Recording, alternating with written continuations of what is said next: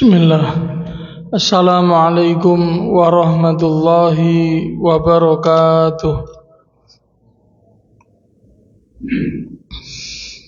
Innal hamdalillah nahmaduhu ta'ala wa nasta'inuhu wa nastaghfiruh wa na'udzu billahi min syururi anfusina wa min sayyiati a'malina. Man yahdihillahu fala mudilla lah wa man yudlil fala hadiyalah. Ashhadu an la ilaha illallah wahdahu la syarikalah wa ashhadu anna Muhammadan abduhu wa rasuluhu la nabiyya wa la rasula ba'dah. Wa qala Allah ta'ala fil Qur'anil Karim, ya ayyuhalladzina amanu taqullaha haqqa tuqatih wa la tamutunna illa wa antum muslimun. Wa qala aidan, ya ayyuhalladzina amanu taqullaha wa qulu qawlan sadida yuslih lakum a'malakum wa yaghfir lakum dhunubakum wa man yuti'illaha wa rasulahu faqad faza fawzan 'azima. Wa ba'd, fa inna asdaqal kalami kalamullahi tabaraka wa ta'ala wa khairal hadyi hadyu Muhammad sallallahu alaihi wasallam wa syarral umuri muhdatsatuha fa inna kulla muhdatsatin bid'ah wa kulla bid'atin dhalalah wa kulla dhalalatin finnar. Ikhwati fillah, jamaah Masjid Abdurrahman As-Shawab rahimakumullah, kita bersyukur kehadirat Allah tabaraka wa ta'ala yang sampai dengan malam hari ini Allah subhanahu wa ta'ala masih memberikan kepada setiap kita limpahan karunia dan kenikmatan dari sisinya. Utamanya kita masih diberikan oleh Allah ta'ala kemudahan dan kemampuan untuk bisa kita menjalankan apa-apa yang Allah subhanahu wa ta'ala perintahkan. Kita berharap kepada Allah azza wa jal agar semua amalan yang kita usahakan dalam kehidupan kita di dunia ini diterima di sisi Allah subhanahu wa ta'ala kelak ketika kita harus menghadapnya. Allahumma amin. Ikhwati fillah, barakallahu fikum. Kita melanjutkan pembacaan hadis dari kitab Riyadhus Shalihin min kalami Sayyidil Mursalin.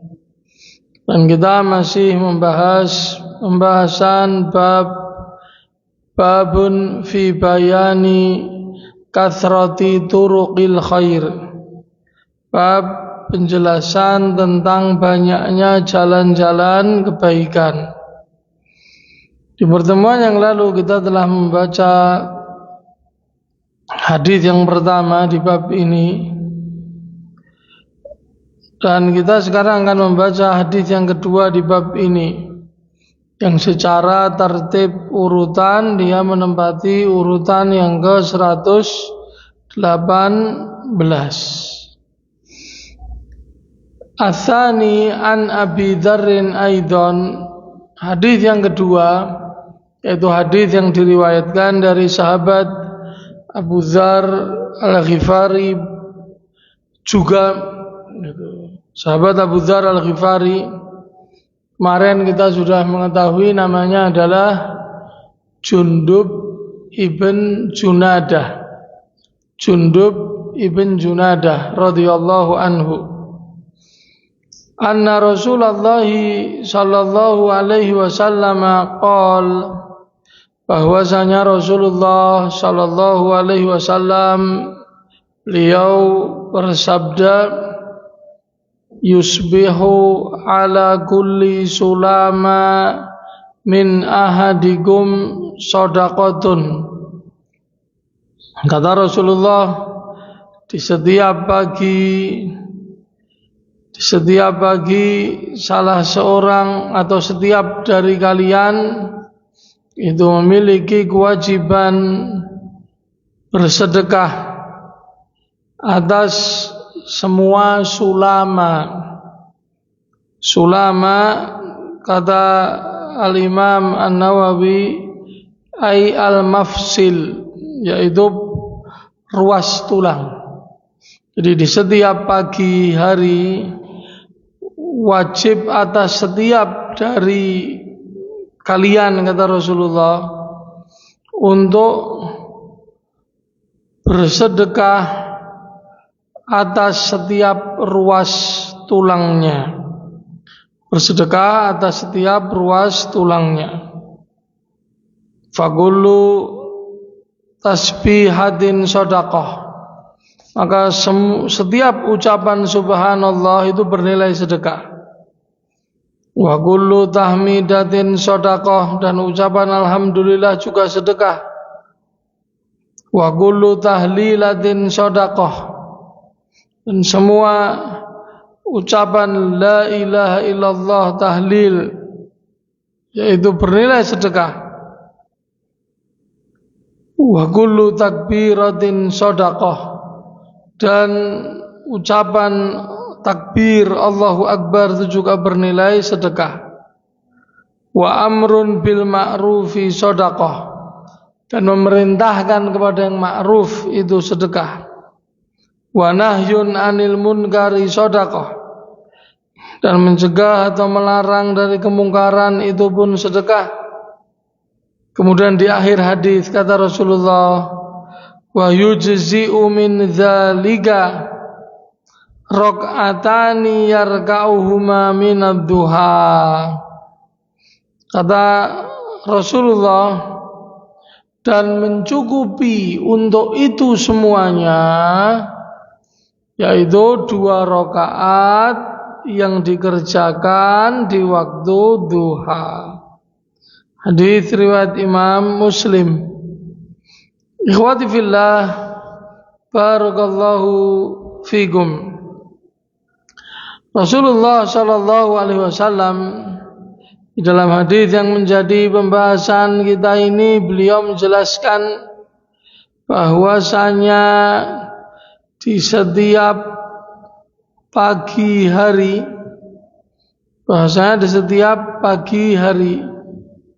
atau ketika kita memasuki pagi hari, keesokan hari, maka kita sudah harus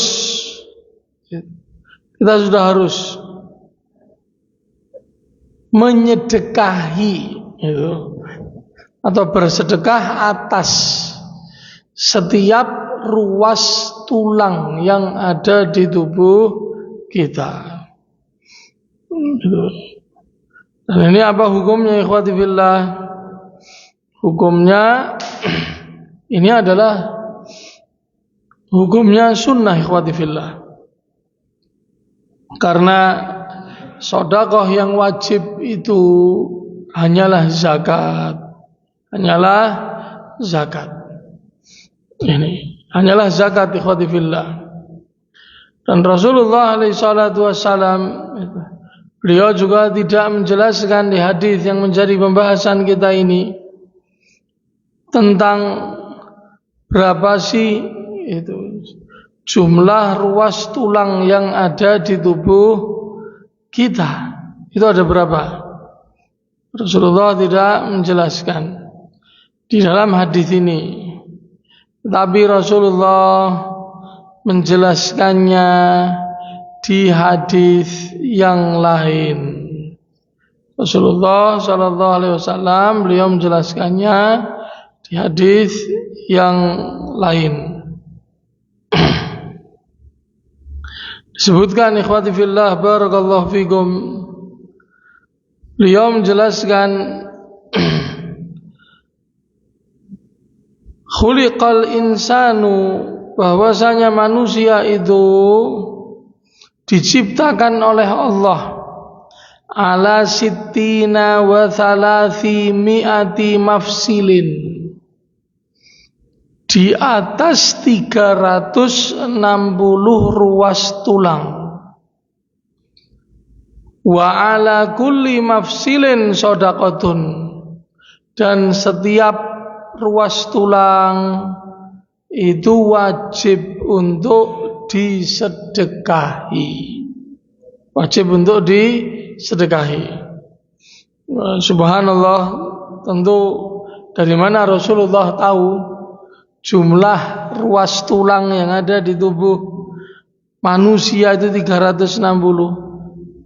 Jawabnya, Rasulullah tahu dari berita Allah Azza wa Jalla, dari wahyu yang Allah Ta'ala itu menurunkannya kepada beliau, sehingga beliau bisa memberi informasi kepada kita.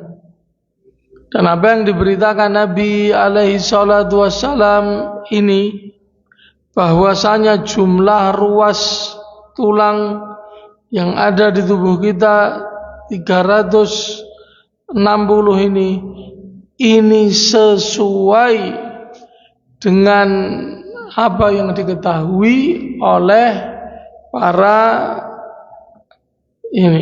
ilmuwan, ikhwati fillah, para ilmuwan. Dokter pun juga membenarkan itu informasi yang diberitakan Nabi alaihi salatu wassalam. Maka ikhwati fillah, barakallahu fikum, kalau kita mengetahui itu bahwasanya jumlah ruas tulang kita ada 360, maka kita wajib menyedekahi 360 ruas tulang yang ada di tubuh kita. Di sini Rasulullah SAW dia memberikan kepada kita penjelasan agar jangan sampai kita memiliki persepsi atau anggapan yang sempit tentang sedekah.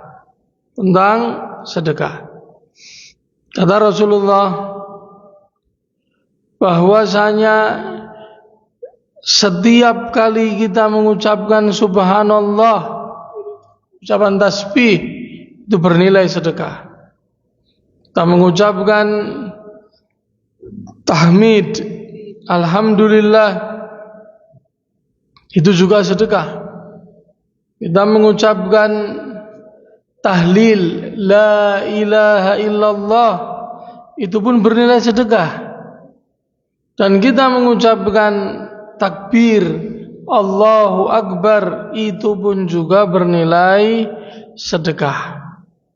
Itu pun juga bernilai sedekah. Wa amrun bil ma'rufi shadaqah. Dan engkau memerintahkan kepada kebaikan itu sedekah. Wa nahyun 'anil munkari shadaqah. Dan melarang dari kemungkaran itu pun juga bentuk sedekah. Ini ikhwati fillah barakallahu fikum. Dan Rasulullah SAW dalam hadis yang menjadi pembahasan kita, beliau memberikan kepada kita informasi bahwasanya kewajiban sedekah atas semua ruas tulang yang ada di tubuh kita itu yujzi'u min dzalik, bisa diwakili dari itu semua rakaatani yarka'uhuma minad duha, bisa diwakili atau bisa diganti itu dengan 2 rakaat dari sholat duha. Jadi 2 rakaat sholat duha yang kita kerjakan itu ikhwati billah, itu bisa menggantikan amalan-amalan yang lain yang kita kerjakan untuk kita menyedekahi semua ruas tulang di tubuh kita. Itu bisa digantikan dengan 2 rakaat dari sholat duha. Dan sholat duha ini ikhwati billah, dia adalah sholat yang dikerjakan, itu sholat sunnah yang dikerjakan setelah matahari itu meninggi. Setelah matahari itu meninggi setinggi tombak, setinggi tombak.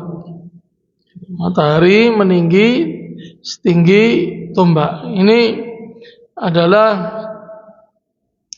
sholat duha. Dan jumlah rakaat dari sholat duha ini ikhwati fillah adalah yang paling minimal yaitu 2 rakaat.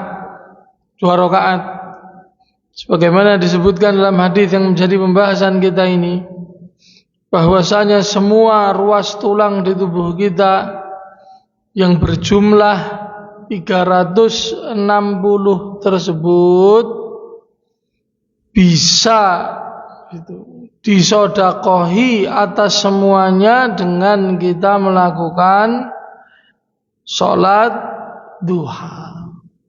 Sholat duha. Dan ikhwati fillah barakallahu fikum, sholat duha ini waktunya memanjang, dari mulai sejak matahari itu terbit kemudian meninggi. Jadi ketika terbit itu belum boleh sholat, itu setelah matahari itu terbit itu kemudian ditunggu sekitar 10-15 menit, amannya 15 menit, baru ketika itu kita boleh melaksanakan sholat duha. Sholat duha yang dilakukan di awal setelah matahari itu terbit, 10 atau 15 menit setelahnya, itu disebut dengan sholat syuruk. Disebut dengan sholat syuruk. Dan sholat syuruk ini ikhwati fillah, dia merupakan sholat duha di awal waktu. Sholat duha di awal waktu. Di waktu yang utama dari waktu duha itu sendiri, sebutan dari kata duha itu maknanya adalah ketika matahari itu mulai memanas. Itu ketika matahari itu setinggi tombak, mulai mengeluarkan panasnya. Itu ketika setinggi tombak. Ketika dia belum setinggi tombak, matahari itu belum mengeluarkan panasnya. Cahaya sudah, tetapi panasnya itu belum mulai muncul. Jadi ini makna daripada duha. Salat duha itu salat yang dilakukan di waktu duha. Dan salat syuruk itu adalah salat duha di awal waktu. Terkait dengan hadis tentang salat syuruk ini memang diperselisihkan oleh para ulama atas kesahihannya, tetapi sebagian besar ulama menyatakan hadisnya sahih dan bisa diamalkan, seperti yang dijelaskan oleh Syekh Muhammad Nasiruddin Al-Albani, di mana beliau mensahihkan hadis Nabi sallallahu alaihi wasallam dari Anas bin Malik. Dikatakan bahwasanya Nabi sallallahu alaihi wasallam bersabda, "Man shallal ghadata fi jama'atin." Siapa saja yang dia melaksanakan sholat subuh berjamaah di masjid, summa qa'ada yadhkurullaha, kemudian setelah sholat dia pun duduk di tempat duduknya, dia pun kemudian berzikir, menyebut nama Allah Subhanahu wa ta'ala, hatta tatlu asyamsu, sampai matahari itu terbit, summa shalla rakaatain, kemudian dia melanjutkan dengan sholat 2 rakaat setelah matahari terbit. Dia tunggu sejenak sekitar 10 menit, kemudian dia melanjutkan dengan sholat 2 rakaatain. Kanat lahu ka'ajri hajjatin wa umrah, maka dia ketika itu mendapatkan pahala seperti orang yang haji dan umrah. Qala Rasulullah sallallahu alaihi wasallam, Rasulullah sallallahu alaihi wasallam melanjutkan sabdanya. Kata Rasulullah, tamah, sempurna, sempurna pahala yang dia beroleh. Cuma ini pahala yang besar, tapi syaratnya juga besar ya. Syaratnya apa? Dia sholat subuh berjamaah di masjid, di masjid. Artinya bukan sholat di rumah, bukan. Ya sholat subuh berjamaah. Kemudian dia duduk di tempat dia sholat. Dia sholat subuhnya di mana? Di shaf pertama, ya di shaf pertama terus. Shaf ketiga terus, misalkan seperti itu. Duduk bertahan di situ. Dan duduknya pun itu bukan duduk untuk kemudian dia setelah sholat subuh biasanya mungkin seorang masih menyisakan ada capek, letih, sehingga sebagian itu tidur meskipun sedang duduk. Tapi ini tidak, dia duduk untuk berzikir. Zikir sini maknanya apa? Ya zikir dengan maknanya yang asal, yaitu menyebut dan mengagungkan nama Allah Subhanahu wa ta'ala. Dia berzikir di tempat duduknya sampai kapan? Sampai matahari itu terbit. Sampai matahari terbit. Duduk di situ tidak geser, tidak pindah.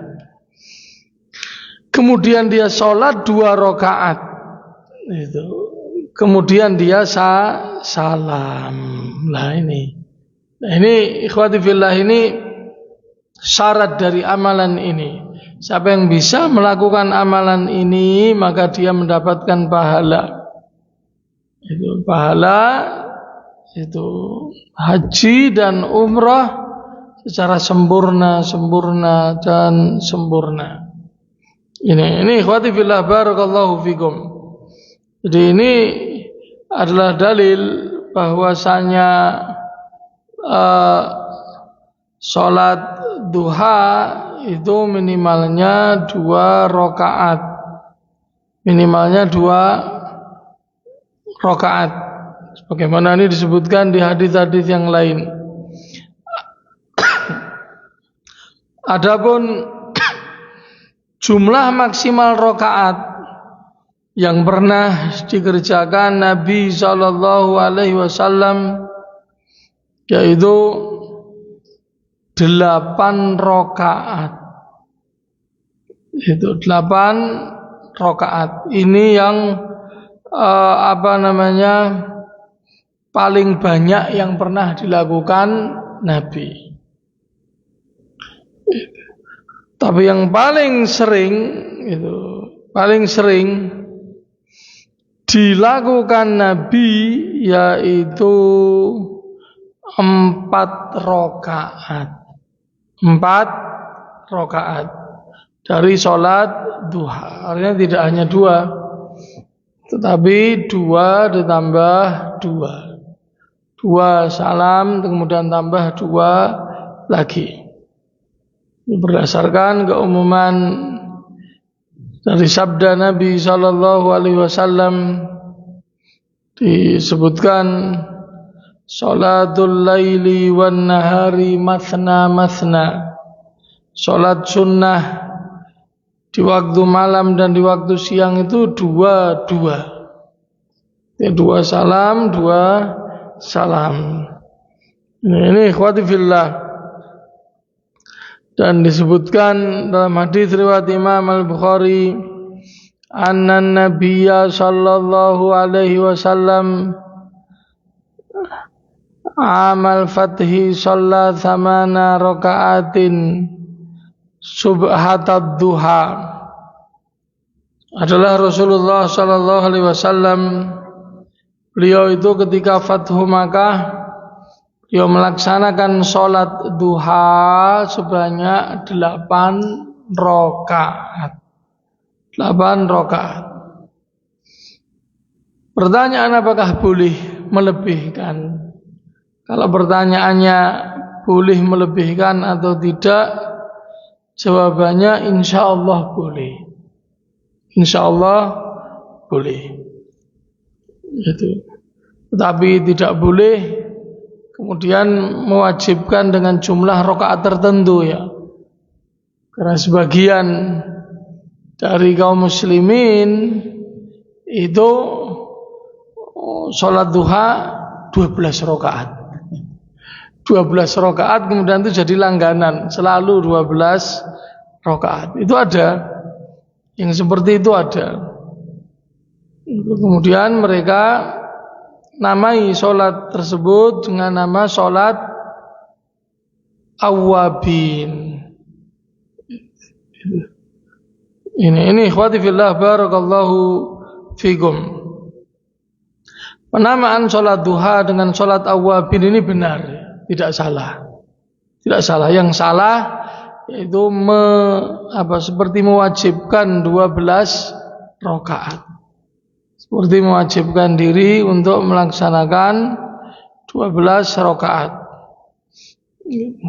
Penamaan sholat duha dengan sholat awabin itu berdasarkan hadis yang sahih dari Abu Hurairah radhiyallahu anhu. Rasulullah sallallahu alaihi wasallam beliau bersabda, la yuhafiz ala sholatid duha illa awabun wahia sholatul awwabina. Kata Rasul sallallahu alaihi wasallam, tidak ada yang menjaga itu untuk membiasakan diri mengerjakan sholat duha kecuali awwab.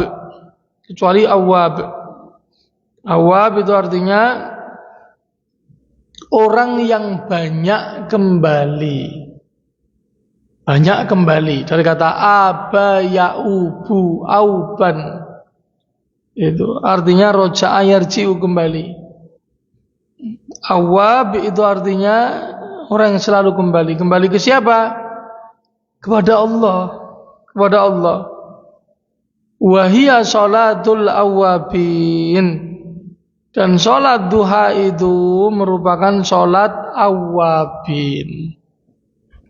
Maka menamai sholat duha dengan sholat awabin, ini penamaan yang benar.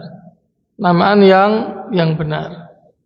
Sebagaimana disabdakan Nabi SAW dalam hadis yang sahih, beliau menjelaskan sholatul awabina hina tarmadul fisalu. Salat awabin itu hina tarmadul fisalu, ketika anak-anak unta kepanasan. Ramadan yarmadu itu artinya panas. Ramadan itu artinya panas membakar. Panas membakar.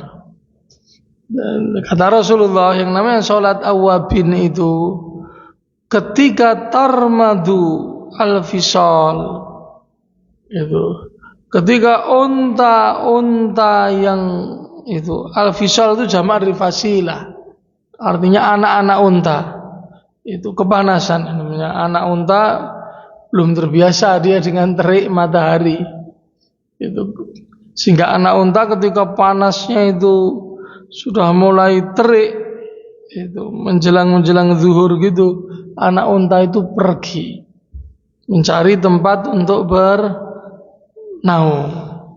Ini, nah, kata Rasulullah, sholat awabin itu ketika anak-anak unta kepanasan. Maka dari sini, ikhwati fillah, dari sini para ulama juga menjelaskan, bertolak dari riwayat ini, sholat duha yang paling afdol itu yang dikerjakan di waktu akhir. Di waktu akhir itu ketika matahari memang sudah panas. Matahari sudah panas, sekitar jam-jam 11 sampai mau masuk zuhur. Itu waktu sholat duha yang paling utama. Kalau kita mau mengerjakan sebelum itu silahkan. Tapi waktu duha itu dari sejak matahari setinggi tombak sampai sebelum matahari itu berada di atas kepala kita. Karena kalau matahari tepat di atas kepala kita, itu kita sudah tidak boleh sholat. Itu waktu terlarang sholat. Ketika matahari sudah tepat di atas kepala kita, tidak boleh sholat. Sampai nanti ketika matahari itu mulai condong ke barat, itulah waktu sholat zuhur. Waktu sholat zuhur. Ini ikhwati fillah, barakallahu fikum. Ini tentang jumlah rakaat, minimalnya 2. Paling banyak yang pernah dikerjakan Nabi itu 8. Yang paling sering itu 4. Itu. Apakah boleh lebih dari 8? Tadi sudah saya sampaikan boleh, berdasarkan keumuman sabda Nabi, di mana Nabi itu menjelaskan sholatul laili wan nahari masna.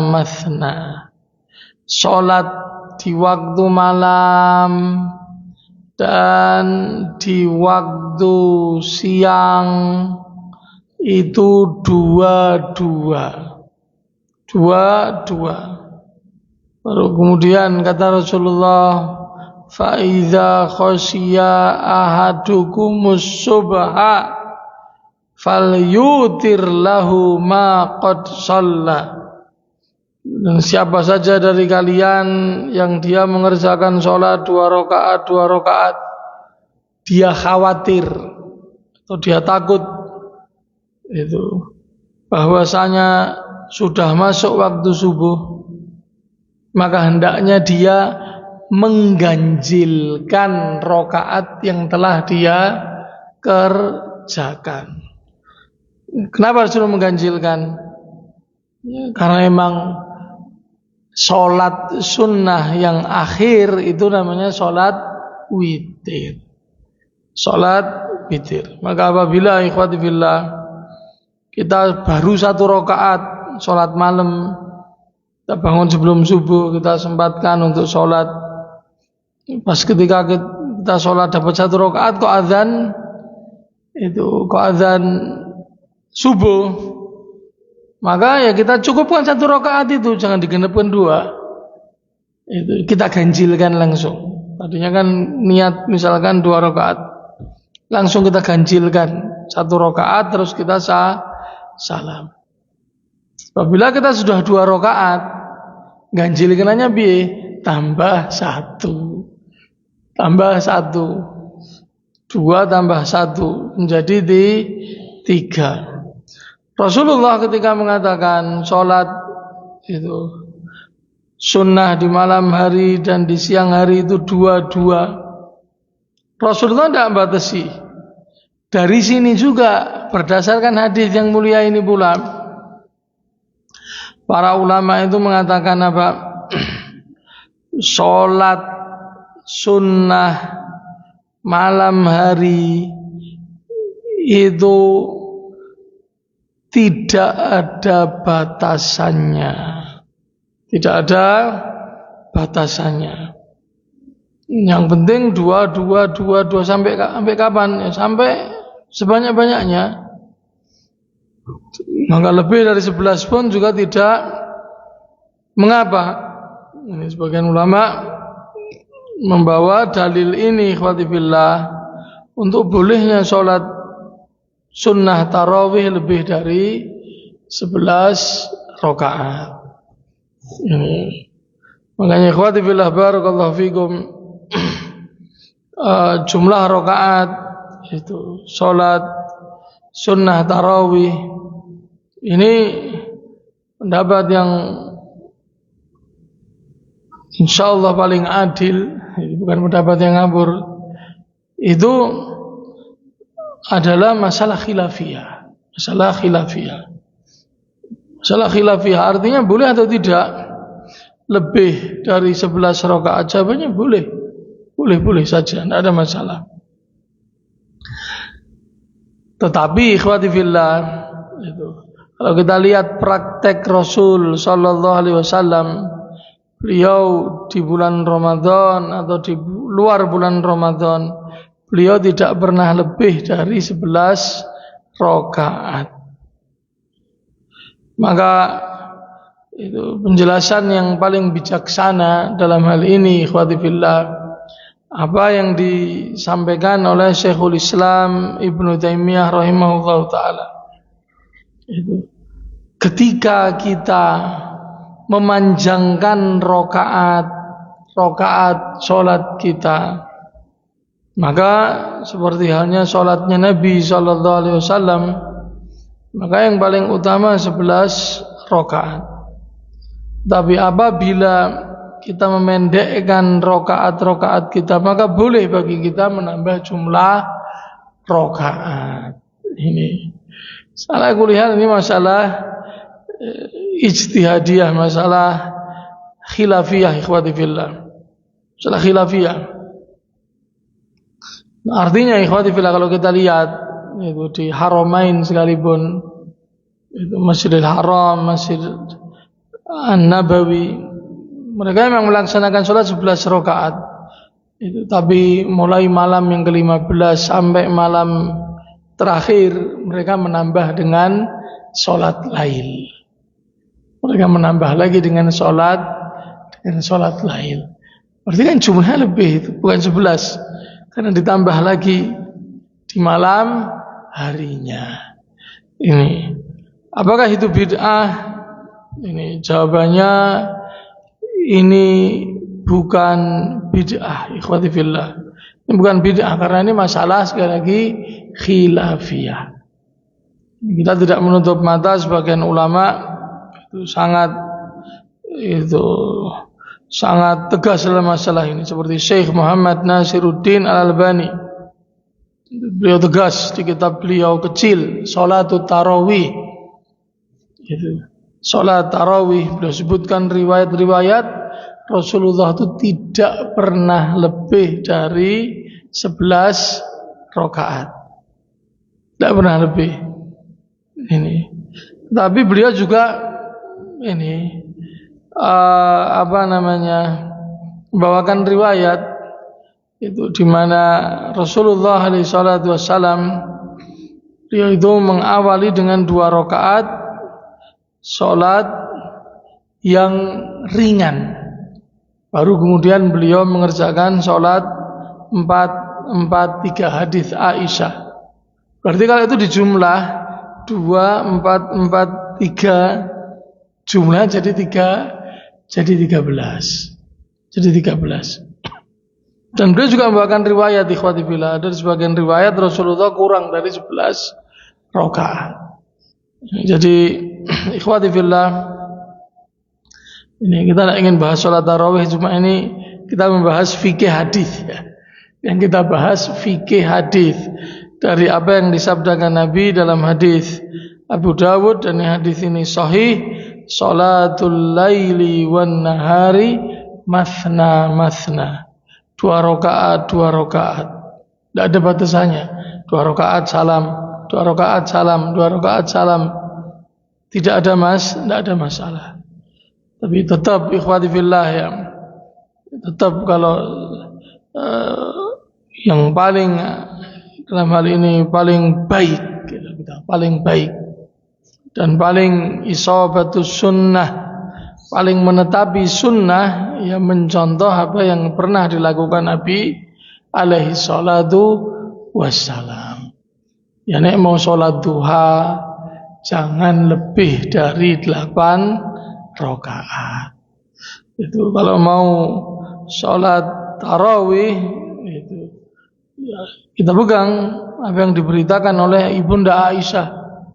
Rasulullah tidak pernah lebih juga dari 11 rakaat. Ini ikhwati fillah barakallahu fikum. Ikhwati fillah barakallahu fikum, terkait dengan salat duha ini ikhwati fillah, yang paling utama itu kita melazimi 4 rakaat. 4 rakaat. Karena di sana ada riwayat yang khusus menjelaskan keutamaan dari salat duha 4 rakaat.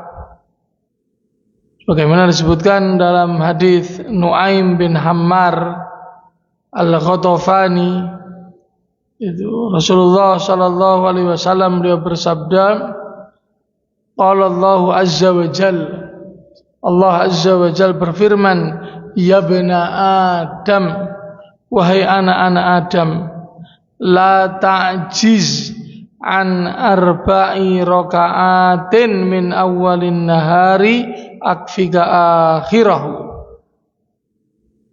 Wahai anak Adam, wahai manusia, janganlah engkau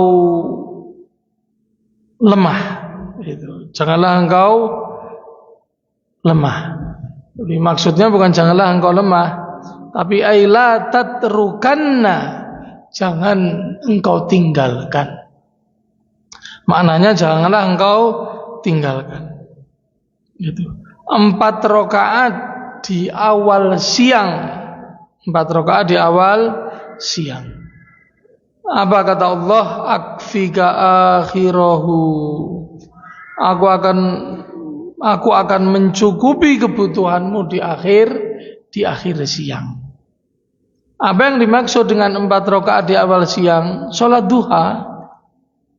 Salat duha.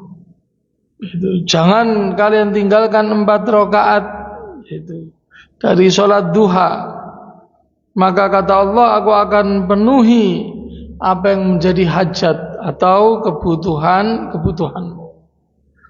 Hadis ini riwayat Imam At-Tirmidzi dan hadis ini hadis yang sahih. Hadis yang sahih. Berdasarkan riwayat ini, ikhwati fillah, yang paling afdol adalah 4 rakaat. Bagaimana ini yang dirutinkan oleh Nabi alaihi salatu wassalam. Ikhwati fillah, barakallahu fikum.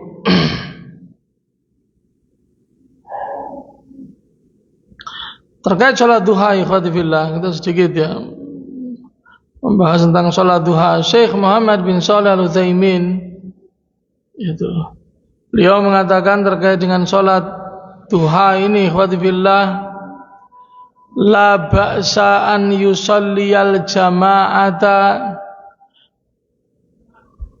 ba'dhan nawafili jama'atan, walakin la takuna hadhihi sunnatun ratibatun kullama sallu sunnata salluha jama'ah. Beliau mengatakan ketika beliau ditanya tentang apa hukum melaksanakan sholat duha secara berjamaah, boleh enggak? Karena di sebagian sekolah Islam ya, itu mengerjakan sholat duha berjamaah. Apa sih hukumnya? Syekh Muhammad bin Shalih Al-Utsaimin beliau menjawab, tidak mengapa melaksanakan sebagian sholat sunnah secara berjamaah, tetapi kata beliau, ini jangan jadi rutinitas yang terus menerus. Maka sesekali boleh, tapi jangan terus menerus. Ini, dan di sana dibawakan asar, ikhwati fillah, asar Umar ibn al-Khattab, riwayat Imam Malik dalam kitab beliau Al-Muwatta. Dan ini asar yang sahih, disahihkan Syekh Albani. Dakhaltu, kata ini Ubaidillah bin Abdullah bin Utbah, dakhaltu ala Umar bin al-Khattab bil Hajirah fawajadtuhu yusabbih faqumtu wara'ahu faqarrabani hatta ja'alani hiza'ahu an yamini falamma ja'a yarfa ta'akhartu fasofafna wara'ah. Kata Ubaidillah bin Abdullah, aku pernah masuk ke masjid di waktu hajirah. Hajirah itu waktu matahari sedang panas-panasnya. Kata Ubaidillah, aku melihat Umar sholat. Kemudian aku berdiri di belakangnya Umar. Jadi Umar sholat, dia berdiri di belakangnya Umar. Kemudian Umar ketika itu menarikku dan menjadikannya aku itu di sebelah kanannya. Kemudian ketika datang Yarfa itu nama orang, nama pembantunya Umar bin Khattab. Ketika datang Yarfa maka aku pun mundur ke belakang. Aku pun sholat bersama Umar. Yang dikerjakan Umar di sini sholat ketika matahari terik. Ini sholat duha. sholat duha. Artinya Umar membiarkan dan tidak mengingkari perbuatan Ubaidillah dan Yarfa yang menjadi makmum dia sholat duha. Artinya ikhwati fillah, sebagai bentuk tarbiyah atau pengajaran, itu mengajarkan sholat duha, itu kemudian anak-anak murid itu diajak sholat duha berjamaah sebagai bentuk pengajaran, sesekali tidak mengapa, tapi tidak boleh terus menerus. Pokoknya setiap hari Jumat harus bawa sarung misalkan, kita akan sholat duha berjamaah lah, ini jadi satu kebid'ahan. Tapi kalau sebagai bentuk pengajaran, sah-sah saja boleh, sah saja boleh, tidak ada masalah. Karena memang ada riwayat itu. Yang terakhir, ikhwati fillah barakallahu fikum, terkait sholat duha, apakah ada sih bacaan khusus itu dalam sholat duha? Dengan di sekolah-sekolah, di buku-buku, kadang sebagian masjid ditempeli itu bacaan itu ketika sholat duha. Allahumma inna duha'a duha'uka wal baha'a baha'uka wal jamala jamaluka, itu ila akhiril hadis, itu ila akhiri al hadis al maudhu', sampai akhir hadis yang palsu tersebut. Karena memang tidak ada dasarnya, tidak ada bacaan khusus di dalam sholat duha. Artinya sholat duha itu bacaannya ya sama seperti sholat kita dalam keseharian. Tidak ada sunnah khusus baca surat ad-duha, tidak ada. Bebas membaca apa saja, bebas. Malah kalau memang kita itu longgar, manfaatkan sholat duha itu untuk sholat yang lama. Karena orang sholat duha itu insya Allah waktu dia memiliki kelapangan waktu. Dan kata Rasul, afdhalas sholati tulul qunuti. Afdhalus sholati tulul qunut. Seutama-utamanya sholat itu yang berdirinya lama. Yang berdirinya lama. Ini ikhwati fillah, yang ada sunnahnya itu zikir setelah sholat duha. Itu ada. Disebutkan dalam hadis riwayat Imam Al-Bukhari, tapi bukan dalam Sahih Al-Bukhari ya. Dalam kitab beliau Al-Adabul Mufrad disebutkan oleh Ibunda Aisyah, shalla Rasulullah sallallahu alaihi wasallam ad-duha. Rasulullah sallallahu alaihi wasallam beliau mengerjakan salat duha.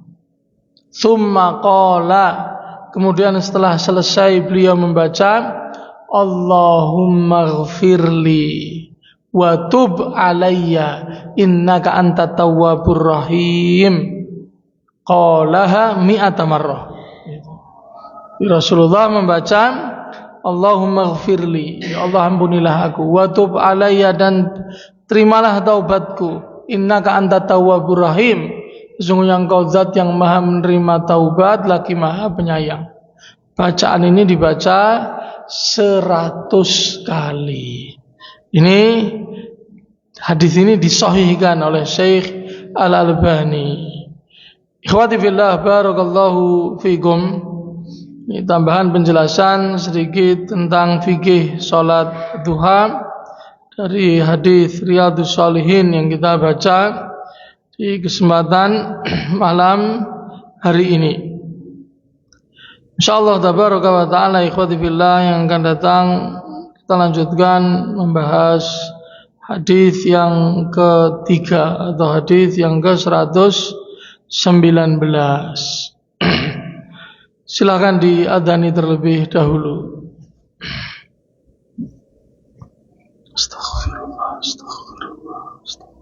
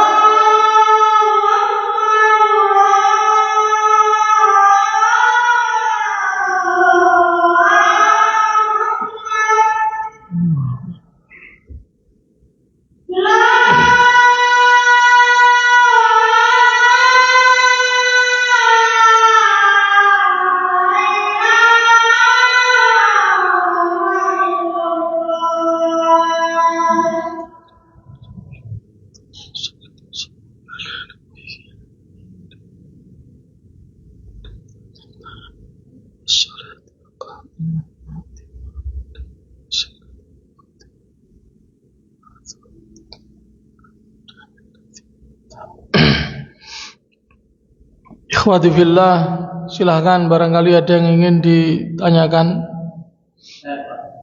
Nggih, monggo Pak. Ini masalah kita pasti ini ya, sudah pendidikan itu. Itu waktu kita kan masukkan dalam kotak, pokoknya apa harus dibarengi dengan doa atau apa. Doa itu boleh satu atau boleh dua, semuanya waktu pengen ini, waktu masukkan di kotak, apa doa itu boleh dilaksanakan. Yang pertama itu. Yang kedua itu masalah lafaz Allah itu. Ada Allahu, ada Allahu, ada Allah. Nah, itu membedakan untuk apa? Itu aja dulu. Makasih. Iya Pak. Itu. Pertanyaan yang pertama tadi, sedekah pagi. Bersedekah di pagi hari memiliki keutamaan bagaimana disebutkan dalam hadis riwayat Imam Al-Bukhari dan Al-Imam Muslim. Itu bahwasanya di setiap pagi hari itu ada dua malaikat yang berdoa kepada Allah Subhanahu wa taala. Yang satu berdoa, Allahumma a'ti munfiqan khalafan. Dan yang satu lagi berdoa, Allahumma a'ti mumsikan talafan. Itu apa artinya? Itu malaikat yang pertama itu berdoa, ya Allah, berikanlah ganti bagi siapa yang mau berinfak. Itu munfiqan, berinfak. Maaf, bukan bersedekah. Itu berinfak. Berinfak saya jelaskan. Bukan bersedekah, berinfak. Khalafan, ganti. Ganti, jadi apa harta yang dia infakkan, mudah-mudahan ya Allah berikanlah ganti. Yang doa malaikat, yang beritakan Rasulullah, maka tidak mungkin doa ini ditolak. Itu kata para ulama. Sementara malaikat yang satu lagi berdoa sebaliknya, itu Allahumma a'ti mumsikan talafan. Ya Allah, itu berikanlah itu kepada mumsikan, orang yang menggenggam hartanya, tidak mau infak, talafan, kebinasaan atas hartanya. Maka yang benar Pak, bukan sedekah pagi, tapi infak pagi. Bedanya apa? Bedanya saya jelaskan. Bedanya antara sedekah dengan infak. Kalau infak itu wujudnya materi. Itu kaidah. Infak itu pasti materi. Materi itu bisa duit, bisa barang. Itu. Pokoknya ada wujudnya real. Yang kedua, infak itu dibatasi, Pak. Hanya dalam ketaatan. Ketaatan. Hanya dalam ketaatan, itu namanya infak. Itu ketaatan yang paling besar ya mendukung dakwah, itu ketaatan untuk masjid misalkan, itu Pak. Nah kalau sedekah itu umum. Sedekah itu umum. Kita ngasih orang kafir itu sedekah. Kita ngasih ayam misalkan ya, ada sisa-sisa nasi, kita kumpulin plastik, kemudian tetangga siapa yang punya ayam, punya bebek, kita kasih, itu sedekah. Itu sedekah. Kalau sedekah tidak ada batasan, Pak. Bahkan hadis yang tadi kita bahas, kalau seandainya kita tidak memiliki materi, Islam ini begitu mudah. Kullu ma'rufin sedekah. Semua kebaikan bernilai sedekah. Bahkan lafaz zikir yang kita ucapkan itu juga bernilai sedekah. Keutamaan dari doa malaikat itu bukan bagi yang bersedekah, bagi yang infak. Nah, kalau kita mengamalkan sederhana, kalau ingin sederhana, simpel ya, misalkan berangkat sholat subuh ke masjid, ngantongi duit, salunggarnya kita, itu sambil masuk masjid, sambil nyemplungi celengan. Nah itu betul, insya Allah dia mendapatkan doa kebaikan yang dipanjatkan malaikat di pagi hari itu yang pertama. Yang kedua, kalau seandainya kita berinfak itu, kemudian kita apakah ada bacaan khusus? Tidak ada, Pak. Tidak ada bacaan khusus. Kalau yang Bapak maksudkan, Bapak ingin berdoa dengan infak tersebut, maka lakukan doa itu nanti, Pak, setelah infaknya selesai. Atau kalau Bapak bersedekah kepada orang yang Bapak lihat kok kita sakit, tak kayak aneh, Bapak berdoa itu nanti setelah selesai. Setelah selesai, Baru ketika Bapak berdoa, Bapak ucapkan dalam doa itu kepada Allah, ya Allah, hamba tadi membantu seorang, misalkan apa, seorang yang miskin, ya Allah, yang kasihan, ya Allah, misalkan. Ya Allah, tadi saya infak di masjid, ya Allah. Apabila Engkau menerima infak hamba ini, ya Allah, kabulkanlah hajat hamba, ya Allah. Nah, itu namanya tawassul, Pak. Tawassul dengan amal soleh. Dan itu boleh tawasul dengan amal soleh. Kita sebut amal soleh yang telah kita kerjakan di dalam doa. Kita minta kepada Allah supaya memberi apa yang kita minta kepadanya. Itu Pak. Kemudian yang ketiga, kok ada Allah hahihu, itu Rasulullah, itu kapan kita baca A-I-U, itu mohon maaf Pak, kalau saya jelaskan itu panjang lebar, tapi itu akan terjawab kalau kita belajar bahasa Arab. Kita belajar bahasa Arab, kita tahu kenapa ini wajib dibaca dhammah.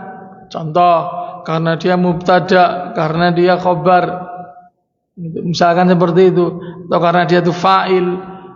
Kenapa ini dibaca fathah? Karena dia maf'ul. Misalkan seperti itu Pak. Jadi A, I, U itu sesuai dengan kedudukan kata tersebut di dalam suatu kalimat. Sesuai dengan kedudukan dalam satu kalimat. Contoh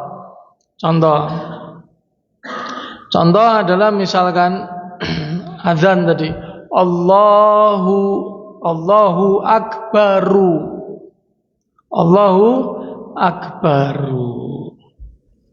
Tapi kalau itu saya tambahi inna Pak, awalnya saya tambahi inna menjadi innallaha. Ketika ada inna Bapak baca innallahu, Bapak salah. Karena harus setelah inna kudu fathah. Misalkan seperti itu. Innallaha akbaru. Misalkan contohnya seperti itu Pak. Jadi makanya perbedaan harokat itu vital dalam bahasa Arab, itu vital Pak. Vital. Gitu. Salah mengharokati artinya bubrah. Artinya bubrah. Saya berikan contoh ya. Contoh ini baru kemarin, belum lama. Berarti kapan? Belum ada 2 pekan. Daurah asatid di Pondok Al-Imam Al-Bukhari. Itu karyanya syekhnya itu punya satu karya, satu kitab. Itu kitab judulnya itu tentang ahkamu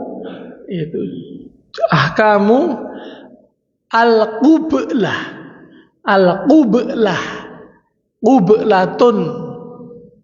Tapi yang baca itu bukan baca qublah, tapi dibaca qiblah.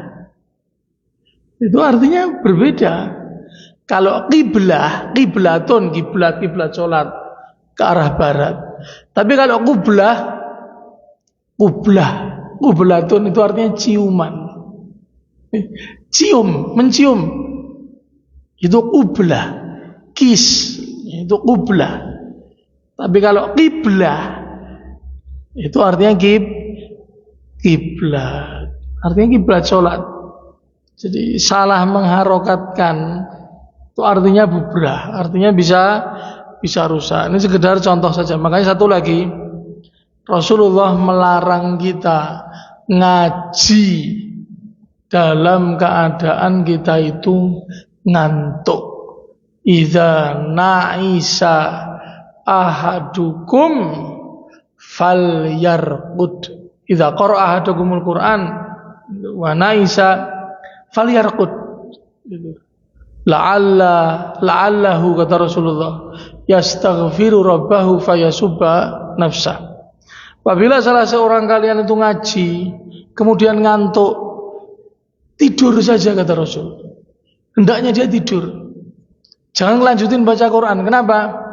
Jangan sampai dia itu niatnya istighfar, malah dia nyumpahin dirinya sendiri.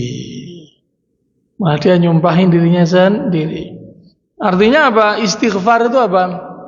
Astaghfirullah. Astaghfirullah. Artinya aku mohon ampun kepada Allah. Tapi kalau orang ngantuk, lafadznya kan juga ndak jelas itu.